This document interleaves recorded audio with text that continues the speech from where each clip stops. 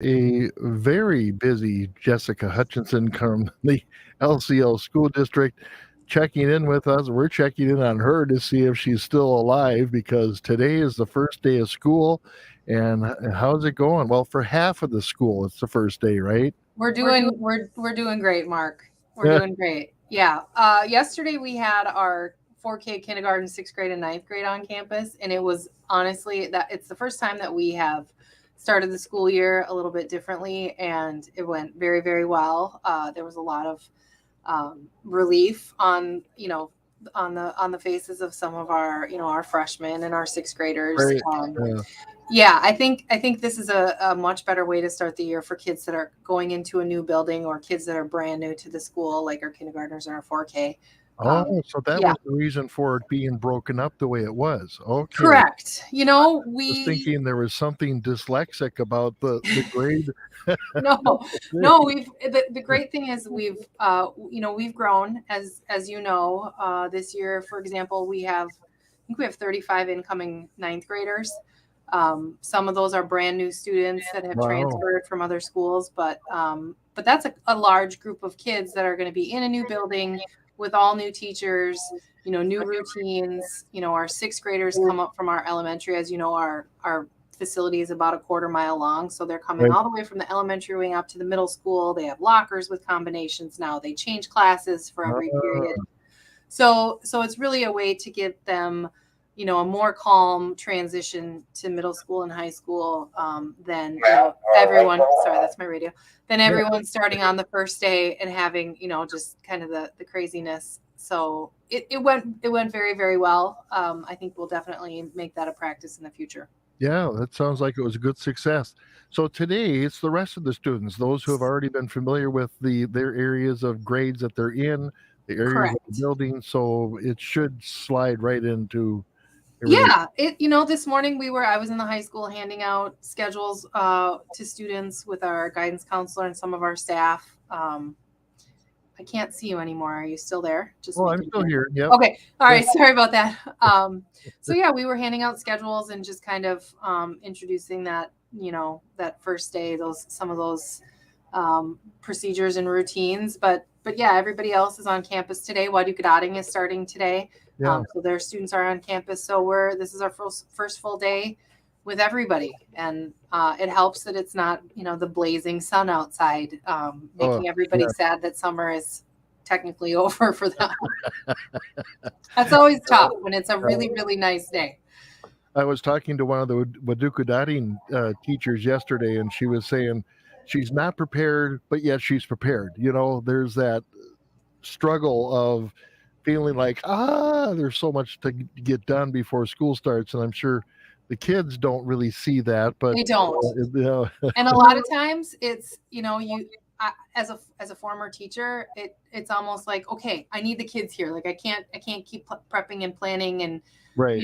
anticipating, like it's time for kids. And it's great when the kids finally do come back on campus, that even though it's 10 times more people, there's almost like a calm, because everybody kind of knows. They kind of move into, okay, I know how to do this. You go on like almost that autopilot part of your brain, and it kicks in. So yeah, Yeah. it's great to have kids back on campus. It's just nice to get the kids in and get the routine started. Now, today isn't really routine because you're interrupting the schedule with some ceremonies. We are, but we actually do have a change. We always do our feather pole ceremony at 10 o'clock in the morning, but because it has rained overnight yesterday and we saw kind of what the forecast was going to look like, we're actually going to push it to 2 o'clock this afternoon from 10 Okay. o'clock this morning. Give a chance, the ground to dry out a little bit. All of our elementary students are always, sitting on the grass, and we didn't want any, you know, soggy new school clothes on the first day. So we're moving it back to 2 o'clock. It'll still be today, same location, same plan for the ceremony, but just a little bit later in the day. Okay. And parents are invited to come. The public is invited to come to this. They are. Yep. It takes place right behind the school, in between the Boys and Girls Club and the school. We ask that if parents do come, that they sign into one of the main offices and get a visitor's pass, because we are going to have all of our student body and all of our staff outside. So it'd be good Yeah. to know who's a visitor and who's not. But there's a very limited amount of parking behind the school due to our construction.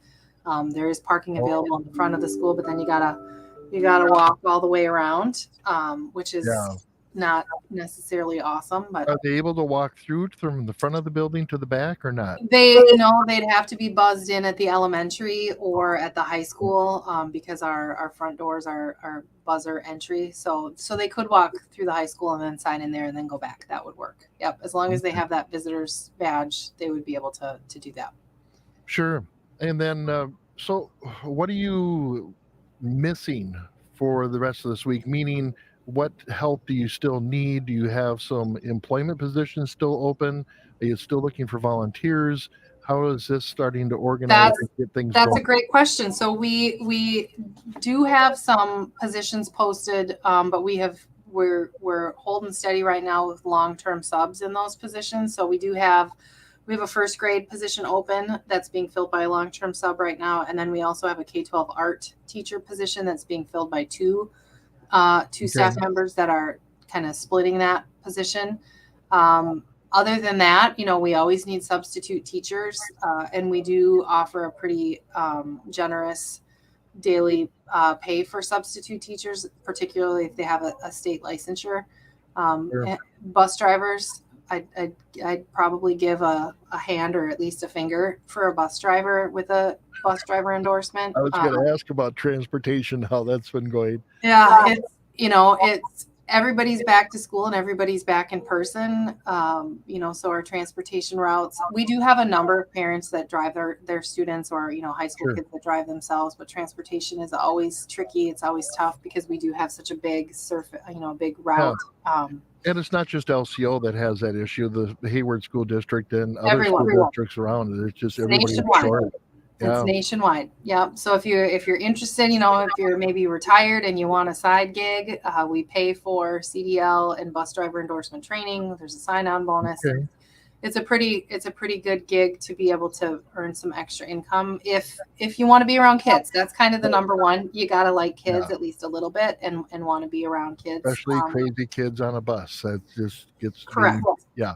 I used to drive school bus for middle school and high school. The high school students were always still waking up, so they were pretty quiet in the mornings. And I'd help out, but I got a radio show to do at 6 o'clock in the morning. I can't be out in the bus route. So yeah. But those of you who can, I know that that's always a great help. And give me a call. You got to love kids to do that.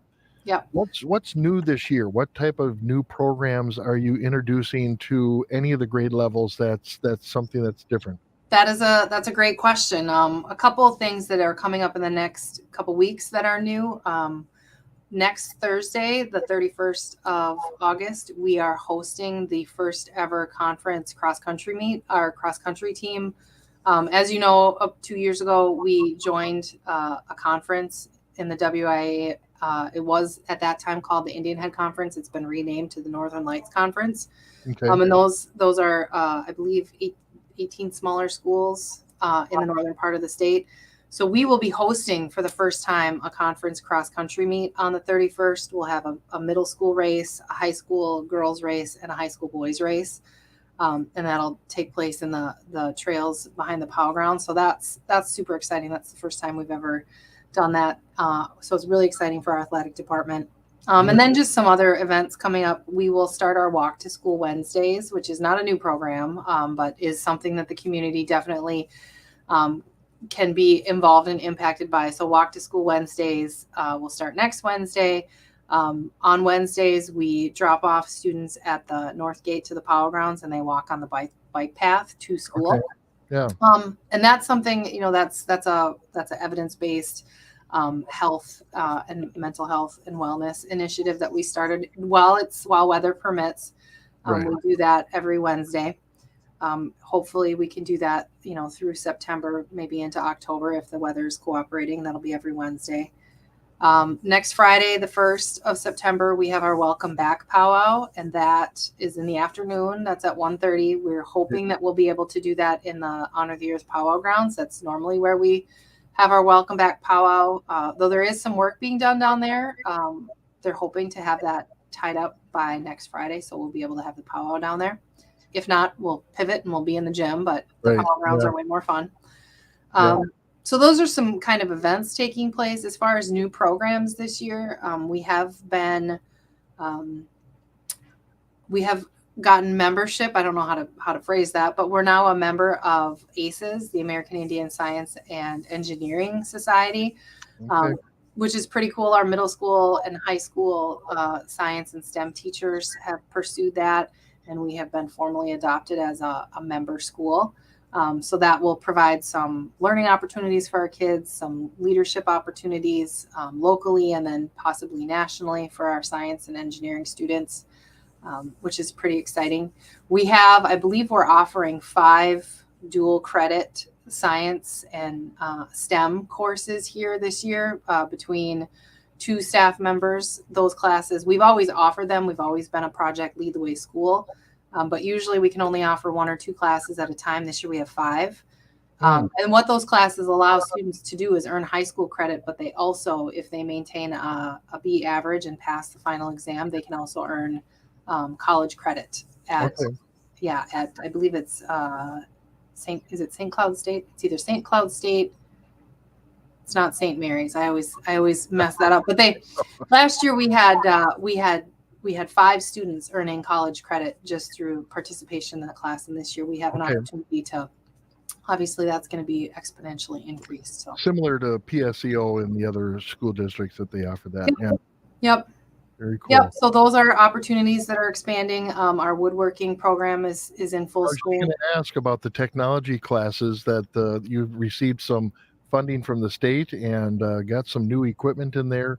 Yes. How's that program going? Yep. So that was a Department of Ed grant. This is our 2nd year of offering courses on site. So now we're in a point where students that took those foundational courses last year are going to be able to get into some more higher level in-depth projects and learning. So that's exciting to see that grow and continue to expand. And then, we have programs that have been around for a while, but are still really popular. We are, I think, one of the few schools remaining probably anywhere that offers students driver's ed through the school during the school day. Okay. Our students can enroll, our 10th grade students enroll in driver's ed. They do an online, it's through Northwood Technical College. Mm-hmm. And they do the online the online, it's like 30 hours. Classroom time, yeah. Yeah, the classroom time, they go through the modules. And then when they finish that, they do the behind the wheel training, and the behind the wheel instructor meets them here at the school. It's during the school day. Very cool. So after that initial, parent taking this kid to driver's ed or to the DMV to get their permit, there's really not a ton that parents and families have to do as far as seeing that through, which is really, really nice. It allows our students to be able to get their driver's license at a very minimal cost, as opposed to going through the commercial driving schools that are around, which are not cheap. No. But there's still the harried practice driving around the community. So parents really have to participate in that and get their students in some practice. So, tell us a little bit about the facilities now. I know COVID had a lot of changes to the facilities. You've been doing some expansions or redesigns. I'm not sure all that's been happening from the facility standpoint that nobody sees. Yeah. So what happened there over the summer? Yeah, so not glamorous at all this summer. It's not the exciting stuff. So last November, December, we were awarded a very significant. It was about $13 million. It wasn't a grant. It was through the Bureau of Indian Education to address the long failing HVAC systems that we have here at school. Yeah. That have been a bane to everyone's existence, even way before me. So that phase 1 started this summer. It started in June, and it involved replacing, demolishing all of the current boiler systems that we have in the school. Wow. Yep. So we had 2 boilers in the high school that were the original boilers when the school converted from firewood, which was a significant amount of time ago. Wow. I believe it was in the mid 90s. So the boilers that we had were the original boilers 30 plus years old. Those were removed, replaced. Our boiler system in our gym cafeteria area that heats our cafeteria and gym in that entire area was replaced. And then our boilers in our elementary were all, demoed and replaced. So really this summer, the focus was on the heating part of that HVAC. Obviously, that's the biggest, most pressing need. We also, as part of this project, our school that doesn't currently have a sprinkler system, which is a significant amount of the school, is getting a sprinkler system this summer. The sprinklers in the gym and locker room areas, weight room areas were installed. So that was part of the phase one. So those areas are sprinkled now, and they never have been. We also, there's a huge air handling unit that was purchased and installed. It's not functional yet. That'll be part of next summer's process. So this will be a 2-phase. This summer was phase one, and then next summer will be phase two. And next summer is far more significant and expansive because it is all the air handling, all the cooling systems throughout the school, as well as installation of backup generators, which we currently do not possess. And as you know, we get really summer storms that knock out power, winter ice storms that knock out power, and we've just been lucky enough up to this point not to be affected too badly by those. But having those backup generators will give us not only a lot of capacity to still be able to possibly maintain some function, but also to provide some support for the community in those times, to be able to have warming shelters and showers and those kinds of things, which if we lose power, we really can't do. Yep. So now on social media, I saw a question going around about open access to the gym or the weight rooms and stuff. How is that being handled, and was that a feature in the past? That's a great question, and thank you for bringing it up. So the open gym used to be associated with men's league. There was a men's league that operated usually in the winter time, where there was games and then a tournament at the end of the season. So open gym, men's league, all of those community-based uses of the gym were coordinated by the Trails program, which as far as I know, the Trails program has not had an active coordinator or director since COVID hit. And that is something that the tribe hires that person and funds that position. And that person works with like our athletic director to determine when the gym is available. There's also, as you know, using any facilities, there are considerations for liability. 2 years ago, we had a brand new weight room expanded and a lot of equipment purchased. So there's liabilities for that. We don't want anybody to get hurt. We don't want anything to get broken. So those kinds of things need to be considered. And then of course it becomes a staffing issue as well to maintain that equipment, and then the extra wear and tear in the gym and the cleaning up and the cleaning up. Yeah, thank you for mentioning that. That's a big part of it. Because men's league and open gym usually takes place at nighttime. So making sure that when the kids come in the morning, things are clean and they're coming into a clean school. So all of that can happen. It's certainly possible. But it really is a program that the tribe and the tribal governing board oversees and determines who's going to lead that charge up. And then, that person would work with the school to make sure that happens. Cool. Yeah. Very, very good. Yeah. Well, that was a lot to cover. That was a lot. And my phone's not ringing and my radio's not buzzing. Well, you turned the radio off. I did. And I put my phone on Do Not Disturb. But nobody's come charging in my office, so everything is calm and fine. He's knocking on the door. No, everything's great. Oh, well, I'm going to let you go because you should get out in the hallways and go through the classrooms and make sure everybody's still alive. Oh, yeah. We've done this before. I have to say, we have a phenomenal staff of people here at Le Coudray. Many veteran staff and veteran teachers and administrators that have been here. They've done this before, and they really are experts, not just at the organizational management piece of things, but at just interacting with kids, which I have to say that was my favorite part of the morning, because I see kids in summer school and in the community and here and there, but to be able to get to see everybody on the first day, there was everybody's in a pretty good mood. There was a kindergartner or first grader. He was not real excited for dad to be dropping him off, or grandpa to be dropping him off. But other than that, lots of smiling faces and a really good start to the school year. Good. Well, Hutch, have a good day. Have a good week. Thank you for checking in with us on such a busy morning for you. I appreciate your time and absolutely my pleasure. What you're doing. Thank you. Thanks a lot, Mark. You